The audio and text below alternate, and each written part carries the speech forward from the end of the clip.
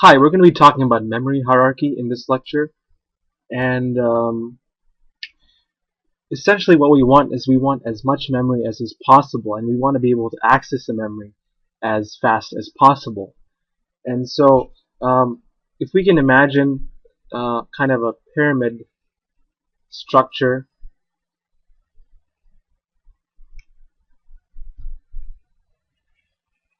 and if we can imagine there's a processor at the very top of the pyramid, and and the pyramid represents different levels of memory, and this is actually the secondary memory, and the one on top of that is a main memory, and these are going to be something called as caches, and we represent caches by the dollar sign, because dollar signs represent caches, and so that's why. So cache, when we talk about cache in computers, it's spelled like this, and what it is it's a way for the computer to have memory that is close to the processor, and so that it can be available very quickly, because it takes time for memory to be transported from the secondary memory all the way to the processor. And so to reduce that time, sometimes we put some of the memory that we need into these L1 and L2 caches.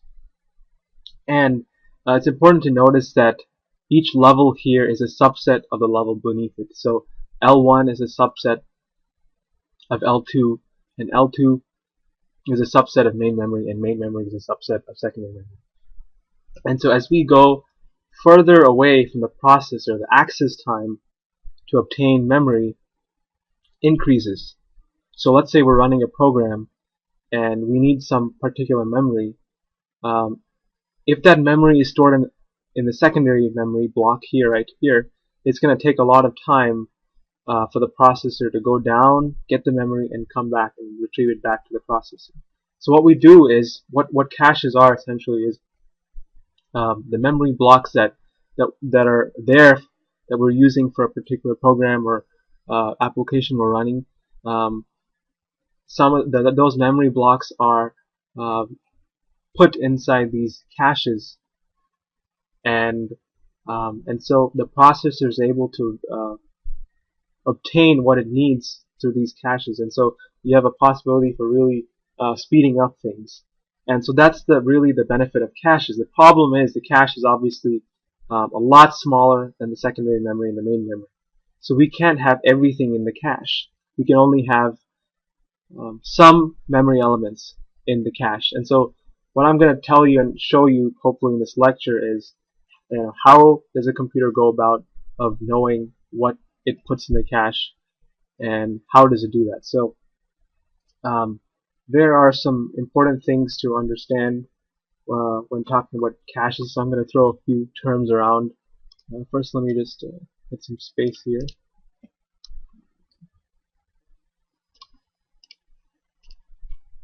Okay, there's a very important term in caches, and that's called one of the important concepts for caches is called temporal locality. And what that is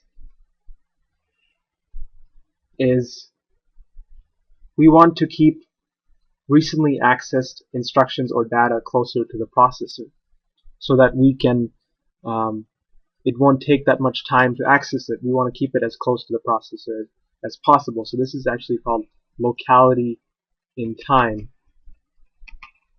And this is one of the things that caches do. It takes what a certain program, uh, whatever data that a program is using, and it keeps it closer to the processor so that it can be obtained faster. Another important concept for caches is called spatial locality. And what spatial locality is is it's a locality in space. And so what that means is we want to keep blocks of memory consisting of contiguous words, and we want to bring it as close to the processor as possible. Which makes sense because, let's say for a particular program, we're using certain memory blocks, and it's also conceivable that contiguous memory blocks will also be used by the program. And so if we are able to bring those contiguous memory blocks to the cache, we will be able to access memory faster. So this is an important concept called spatial locality. And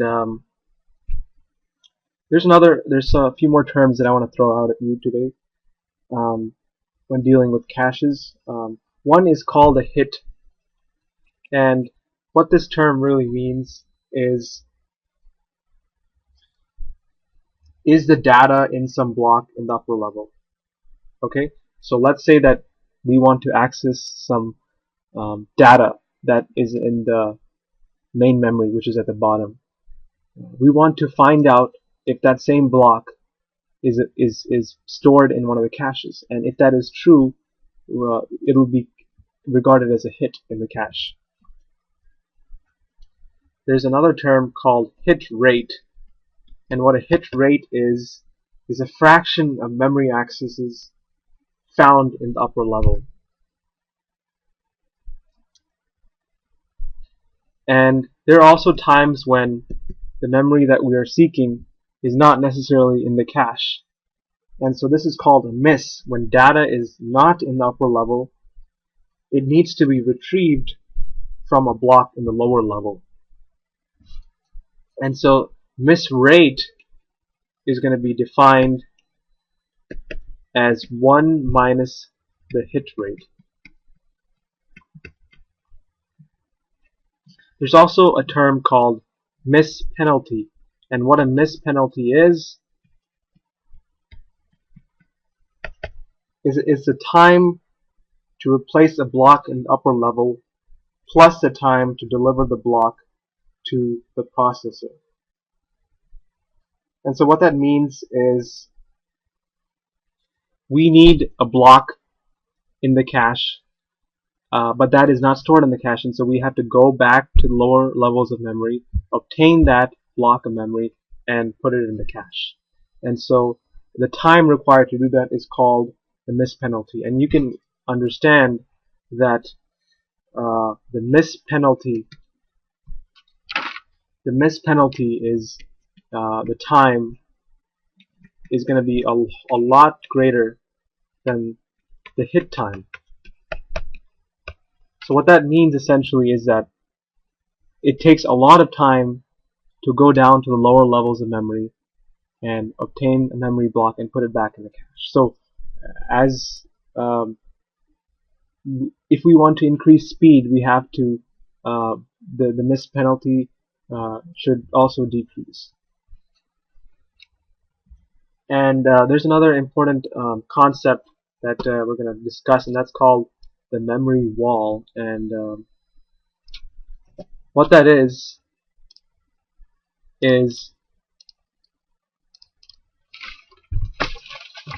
there is as time goes on, we have processors which are getting faster and faster.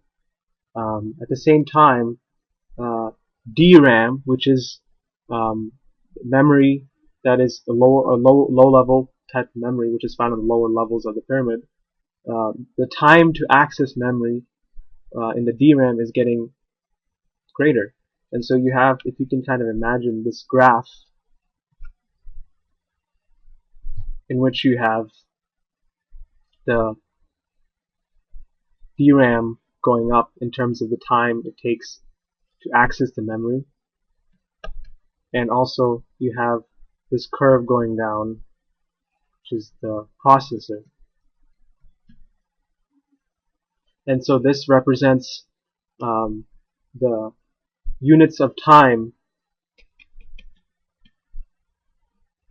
to execute and to obtain memory. And so you see that the DRAM time is increasing, which means that the DRAM is getting a lot slower than the processor, and so you have this kind of a gap which is going on. So the processors are getting faster, DRAMs are getting slower, and so you have this thing, it's called the memory wall. And that is another reason why good cache design is increasingly important to overall performance. So when we talk about caches, there's two important questions that we have to ask.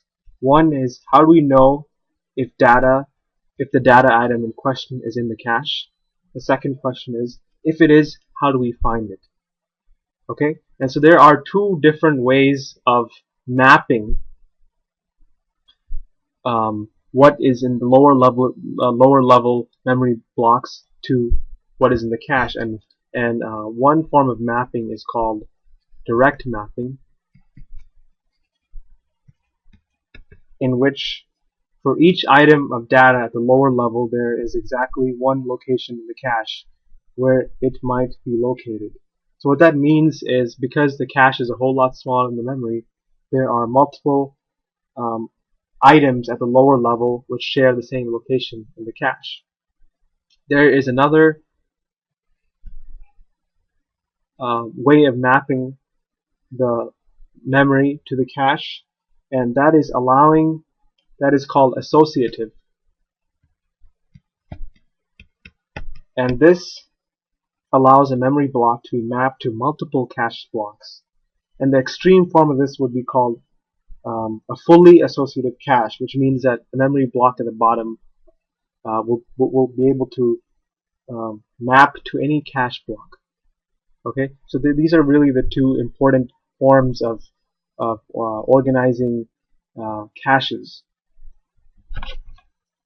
And there's also three important things that I would like to conclude with, and that is the sources of cache misses. And what that is many times we try to obtain a block or check if there's a block in the cache, and it's not there, and so that's called a miss, because whatever we were looking for is not in the cache. And so there's three types of misses. One is called a compulsory miss, and what that is it's a first access to block, which means, let's assume the cache was empty to start with, and we're trying to put blocks or find blocks in the cache, but there's nothing in there, so we have to it's a compulsory miss in the cache when we first populate the cache with blocks. The second type of miss is conflict.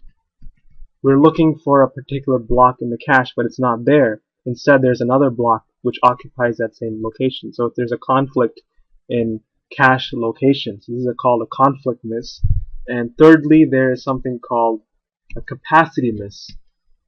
And what a capacity miss is it means, let's say for a program, it needs a certain amount of memory blocks, and the cache only has a certain amount of memory blocks, and the cache can only hold so many memory blocks, and so it does not have the capacity to have all the memory blocks that we want, and so that's called a capacity miss. So these are three different types of possible misses in the cache, and this is kind of just an overview about memory hierarchy and caches, and so hopefully I was able to kind of give everyone a general idea of these concepts. Thank you.